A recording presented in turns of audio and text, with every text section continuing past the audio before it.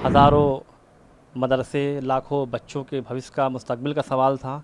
इस फैसले का तहे दिल से स्वागत करता हूँ। माननीय प्रधानमंत्री जी की सोच के अनुरूप एक हाथ में कुरान, एक हाथ में कंप्यूटर की तर्ज पे जब रमज़ान के पवित्र महीने के बाद, ईद के बाद जब मदरसे खुलेंगे, उसी रूप में काम करते रहेंगे जैसे पहले करते थे। तो कुरान पढ़ना, कुरान कोई धार्मिक किताब के साथ साथ देश के लिए, दुनिया के लिए एक नज़ीर किताब है। वो सभी पढ़ सकते हैं, उसके बताए रास्ते पर चल सकते हैं। जिन लोगों को थोड़ी तकलीफ़ है कि मदरसे कैसे काम कर रहे हैं, क्या नहीं कर रहे हैं, मैं उनसे आह्वान करता हूँ कि आवें, मेरे साथ चलें या अकेले जा कर के मदरसों में जा कर के बच्चों को देखें, बच्चों किताबों को देखें और उन किताबों में ज़रा देखें कि क्या पढ़ रहे हैं बच्चे। आज बहुत पवित्र महीने में पवित्र फैसला आया है। रमज़ान का महीना चल रहा है, सब जानते हैं। आज अलविदा का दिन है। आज की नमाज़ पूरे साल की नमाज़ सबसे बड़ी नमाज़ मानी जाती है। लाखों करोड़ों लोगों की दुआएँ थी। सुप्रीम कोर्ट के माननीय जजों ने फैसला सुनाया है, हाई कोर्ट के फैसले को स्टे किया है। हज़ारों मदरसे, लाखों बच्चों के भविष्य का, मुस्तकबिल का सवाल था। इस फैसले का तहे दिल से स्वागत करता हूँ। माननीय जजों का धन्यवाद करता हूँ और जिन लोगों ने इस लड़ाई को सुप्रीम कोर्ट तक जाकर लड़ा है, उन सबको मुबारकबाद देता हूँ, वकीलों को मुबारकबाद देता हूँ, मदरसों से जुड़े प्रबंधकों को, प्रधानाचार्यों को, शिक्षकों को, बच्चों को, सभी को मुबारकबाद देता हूँ कि मदरसे पूर्व की तरह, पहले की तरह माननीय प्रधानमंत्री जी की सोच के अनुरूप एक हाथ में कुरान, एक हाथ में कंप्यूटर की तर्ज पे जब रमज़ान के पवित्र महीने के बाद, ईद के बाद जब मदरसे खुलेंगे, उसी रूप में काम करते रहेंगे जैसे पहले करते थे। कितने बच्चे, बात की जाए यूपी में जो हैं, आपके अंदाजन कितने बच्चे और कितने टीचर्स हैं और कितने मदरसे हैं? मदरसे बोर्ड से मान्यता प्राप्त हमारे 16,500 के आसपास हैं और उन मदरसों में तकरीबन 16 लाख के आसपास, 17 लाख के आसपास बच्चे भी हैं और टीचर्स की तादाद भी हमें लगता है कि 3 लाख, 3.5 लाख के आसपास होनी चाहिए। उनका डेटा एग्जैक्ट नहीं है क्योंकि जो अनुदानित मदरसे 5-60 उनका तो 10,000 के ऊपर टीचर्स हैं, लेकिन जो मान्यता प्राप्त मदरसे हैं उनमें टीचर्स की सही गिनती हमें भी नहीं पता, लेकिन करीब 3 लाख 4 लाख के आसपास होनी चाहिए। 16 लाख बच्चे पढ़ते हैं, एक बड़ी तादाद में मदरसे काम कर रहे हैं।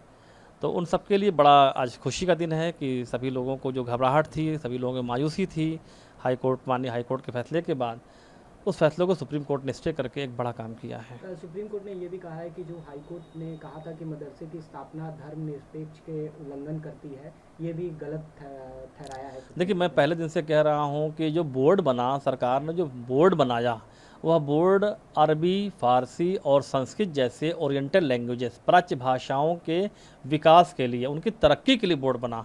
अरबी फ़ारसी आप पढ़ रहे हैं तो निश्चित रूप से अरबी फ़ारसी में क्या पढ़ेंगे, तो वो कुरान पढ़ेंगे। तो कुरान पढ़ना, कुरान कोई धार्मिक किताब के साथ साथ देश के लिए, दुनिया के लिए एक नज़ीर किताब है। वो सभी पढ़ सकते हैं, उसके बताए रास्ते पे चल सकते हैं।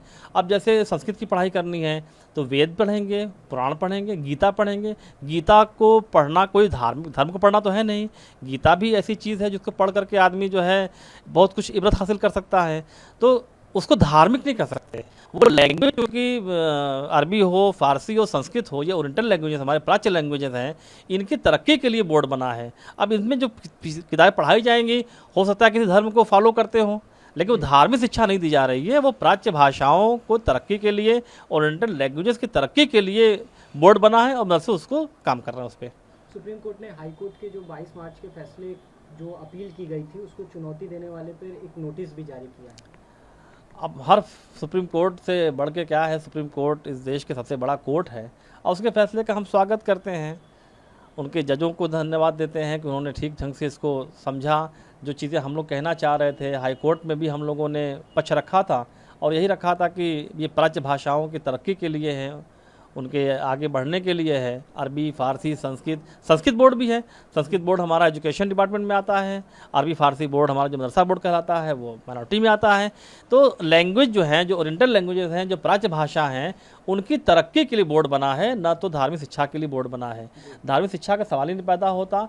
मदरसों में जाकर के देखने की ज़रूरत है। जिन लोगों को थोड़ी तकलीफ़ है कि मदरसे कैसे काम कर रहे हैं, क्या नहीं कर रहे हैं, मैं उनसे आह्वान करता हूँ कि आवें, मेरे साथ चलें या अकेले जा कर के मदरसों में जा कर के बच्चों को देखें, बच्चों किताबों को देखें और उन किताबों में ज़रा देखें कि क्या पढ़ रहे हैं बच्चे, क्या बच्चे साइंस नहीं पढ़ रहे हैं, कि मैथ नहीं पढ़ रहे हैं, कि सोशल नहीं पढ़ रहे हैं, कि इंग्लिश नहीं पढ़ रहे हैं, संस्कृत तक से पढ़ रहे हैं मदरसों में बच्चे?